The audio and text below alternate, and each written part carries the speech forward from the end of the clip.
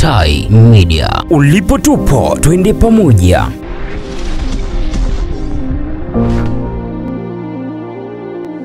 Mtazamaji wa Tai Media, nikukaribishe katika makala haya inayoangazia maji safi kwa maisha salama. Je, tumefikia malengo ya jamii yetu? Mimi ni Gabriel Mbwile. Katika dunia ya sasa, upatikanaji wa maji safi na salama ni zaidi ya hitaji. Ni haki ya msingi kwa kila mwanadamu kupata. Ilitambuliwa na kupitishwa na Baraza Kuu la Umoja wa Mataifa tarehe 28 Julai ya mwaka 2010.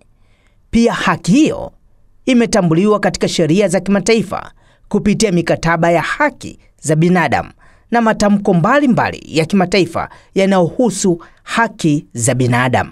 Lengo namba 6 la malengo ya maendeleo endelevu, pamoja na mambo mengine, linataka huduma maji safi na salama pamoja na huduma za kujisafisha zipatikane kwa watu wote ifikapo mwaka 2030. Malengo ambayo nchi 193 ikiwemo Tanzania, mwanachama wa Umoja wa Mataifa, ziliafiki mwaka 2015. Na sasa imesalia miaka 5 kufikia ukomo wa lengo hilo. Hapa Mbeya, kwa mujibu wa takwimu kutoka Mamlaka ya Maji Safi na Usafi wa Mazingira Mbeya, ni 80% tu ya wakazi wa Mbalizi na Mbeya jiji wanapata huduma ya maji safi kutoka katika vyanzo vya maji 29.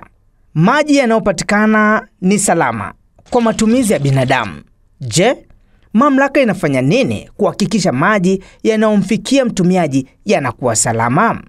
Maji yetu kama mnavyoona, kutokea kwenye vyanzo mpaka kwenye collection chamber yanakuja kwa njia ya gravity, kwa njia ya kwa ukubwa wa bomba la inchi 16 kwa line zote mbili. Maji baada ya kufika kwenye bleach chamber, kwenye collection chamber, yanaingia kwenye bleach chamber. Pale sasa ndipo tunaanza rasmi matibabu ya maji. Na baada ya kuingia, kabla hajaingia tunayapima kujua NTU au stability au kiasi cha uchafu, maji yamekuja na uchafu kiasi gani, dozi. Maana ukishajua sasa shida, unaenda unachanganya hizo chemical, na chemical tunazozitumia hapa kwa kipindi hichi kwa ajili ya kusafishia maji ni Agaflow. Lakini kuna dawa aina nyingi zaidi, hata dawa milioni zenye uwezo wa kutibu maji, lakini sisi tunatumia dawa ya kwanza ya kusafishia maji inayoitwa Agaflow. Lakini pia hapo awali tulikuwa tunatumia dawa aina 3. Kulikuwa kuna aluminium sulfate, kulikuwa kuna polymer, kulikuwa na chlorine. Aluminium sulfate kwa ajili ya kusafisha maji, polymer kwa ajili ya kuyafanya maji kuwa maangavu, lakini chlorine kwa ajili ya kuua vijidudu kwenye maji. Lakini kwa sasa tunatumia dawa aina 2, ndio hiyo ya kwanza nimeshaambia kusafisha maji, Agaflow pamoja na chlorine. Na dawa zetu mtakuwa mnaziona zinavyoingia pale, ambazo aina zote 2.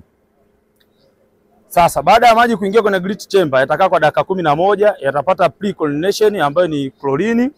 Baada ya hapo maji yataondoka, yataingia kwenye mixed chamber, yatakaa kwa muda wa dakika 7.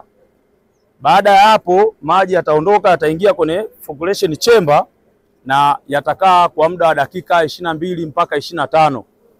Baada ya hapo maji yataondoka, yataenda kwenye sedimentation chamber na pale yatakaa kwa muda wa dakika 25. Hapo sasa hizo sehemu zote nilizowaelekeza mtakuwa mnaona kila process maji yanazidi kubadilika kulingana na dozi yanavyoanza awali mpaka mwisho.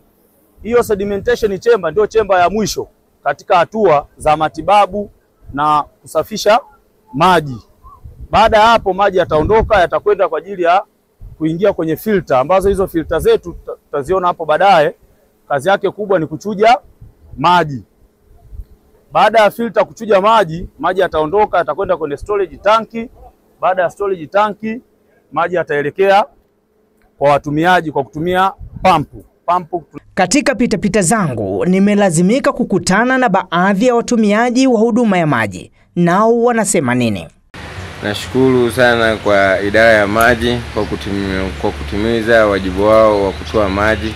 Kama kuna changamoto ambazo huwa zinajitokeza kwenye masuala zima la maji, kwa wanajitahidi na sisi huwa tunashirikiana kwa ajili ya kuzitatua hizo changamoto zinazojitokeza katika idara ya maji. Katika idara ya maji bwana, tunashukuru kwa wakati huu baada ya kusikiliza changamoto zetu tulizozileta. Kwa sehemu kwa kweli wanajitahidi kutatua, lakini pia tulikuwa tuna ombi kwamba hasa shughuli zile za kimaendeleo zinazozidi kuendelea kufanyika katika jiji letu la Mbeya, ikiwemo ukarabati wa njia na zingine, tunaomba kwa kweli zile shughuli muda mwingine zinakuwa zinatuasili sisi katika masuala ya maji, maana unakuta kuna kukatika kwa mabomba haya yanayopitisha maji kuelekea sehemu nyingine, hivyo tunakosa huduma ya maji kwa muda mwingine. Kwa hiyo tunaomba pata kavyokuwa tunatoa hizi taarifa muweze kuonesha pia ushirikiano kwetu kama wananchi ili kuweza kupata huduma hii ya maji. Wapo wenye uhakika wa kupata maji kwa saa 24 na wapo wasio na uhakika wa upatikanaji wa maji ndani ya masaa 24.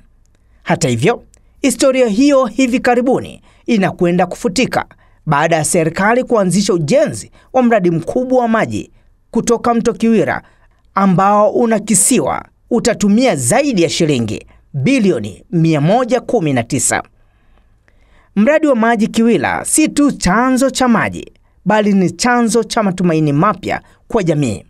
Mradi huu ni mfano mkubwa wa jinsi serikali inaleta maendeleo yanaweza kubadilisha maisha ya watu, sababu kubwa ya kwamba tone la maji safi lina maana kubwa kwa afya, elimu na ustawi wa jamii. Ipi kauli ya mkurugenzi wa mamlaka maji safi na usafi wa mazingira jiji la Mbeya? Kilima hiki cha New Forest tunakiita kwamba ni kilima cha matumaini. Tunakiita ni kilima cha matumaini kwa sababu maji yanayotoka kwenye mradi wa maji kutoka chanzo cha mto Kiwira yatafikia pale kwa mara ya kwanza yakiwa safi na salama na yako tayari kwenda kuwahudumia wananchi. Kwa hiyo maji yatasafiri kutoka kwenye chanzo kule kwenye mto Kiwira zaidi ya kilomita 37 na hatimaye yatafika kwenye hilo tenki la New Forest. Kwa hiyo kwa ujumla pale kwenye kilima cha New Forest tutakuwa na uwezo wa kupokea maji kwa lita milioni 8 kwa ujumla. Lakini kupitia utekelezaji wa mradi wa maji wa mto Kiwira tunaenda kuzalisha lita milioni 117 kwa siku.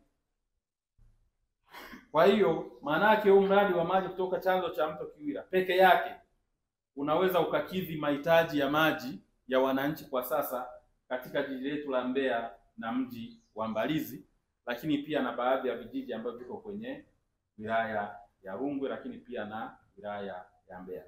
Enda kuwa na zaidi ya takriban lita milioni 185 kwa siku, wakati mahitaji nimesema yapo kwenye lita kama milioni 90 kwa siku. Maana yake almost tunaenda kuwa na mara mbili sasa ya uwezo wa kuzalisha maji ukilinganisha na mahitaji ya wananchi. Na uwezo huo unaweza ukatupeleka miaka 20 ijayo, kwa maana kwamba kuendelea kuhudumia wananchi miaka 20 ijayo mpaka mwaka 2045 bila kuwa na changamoto ya maji katika jiji la Mbeya na mji wa Mbalizi. Mradi wa maji safi kutoka mto Kiwira ni ushahidi wa dhamira ya serikali kuleta maendeleo ya kweli kwa wananchi wake. Kilichobaki sasa, wakati mradi ukiendelea na hata baada ya mradi kukamilika, ni wajibu wa kila mwananchi kuulinda, kuutunza ili uweze kuwa na manufaa kwa vizazi vya sasa na vizazi vijavyo. Mimi ni Gabriel Mbwile.